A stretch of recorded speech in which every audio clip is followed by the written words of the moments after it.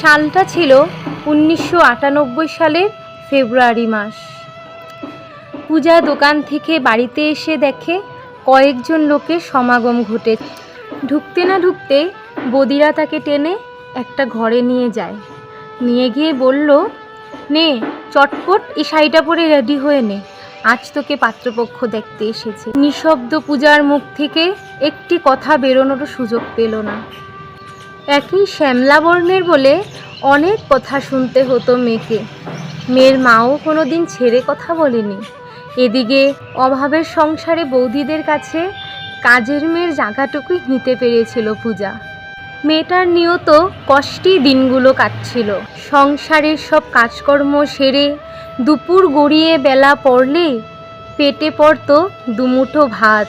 পেটের দায়ে মেয়েটা একটা পিসিওতে কাজ করতে আরম্ভ করে, যাতে নিজের খরচ নিজেই বহন করতে পারে।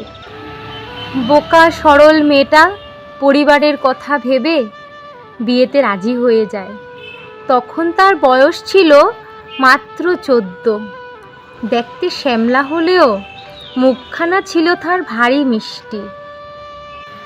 দেখতে দেখতে সময়গুলো দমকা হাওয়ার মতন পেরিয়ে গেল। 1998 সালে 3 মার্চ শুভ পরিণয় সমাপ্ত হলো। 7 পাকে বাধা পড়ল পূজা। ভরা যৌবনে পা দেওয়া কচি মেয়েটা, কপালে সিঁদুরের ফোঁটা, সিথি ভরা সিঁদুর আর পরনে লাল শাড়ি, একদম যেন শ্যামা সুন্দরী। কিন্তু এ কি, গলাটা এমন খালি কেন? বিয়েতে যে সোনার গলাটা দেওয়া হয়েছিল সেটা পরে আসেনি কেন? দিরাগমনে কি কেউ খালি গলায় আসে?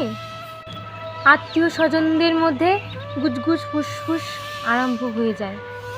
মায়ের মনে কাটা বাঁধে। আদৌ সুখে আছে তো আমার মেয়েটা? নাকি না, ওকে আড়ালে এনে জিজ্ঞেস করতেই হবে আমাকে। কি ঘটতে চলেছে পূজার জীবনে?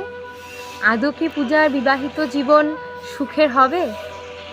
জানতে হলে ফলো করে রাখুন আমাকে।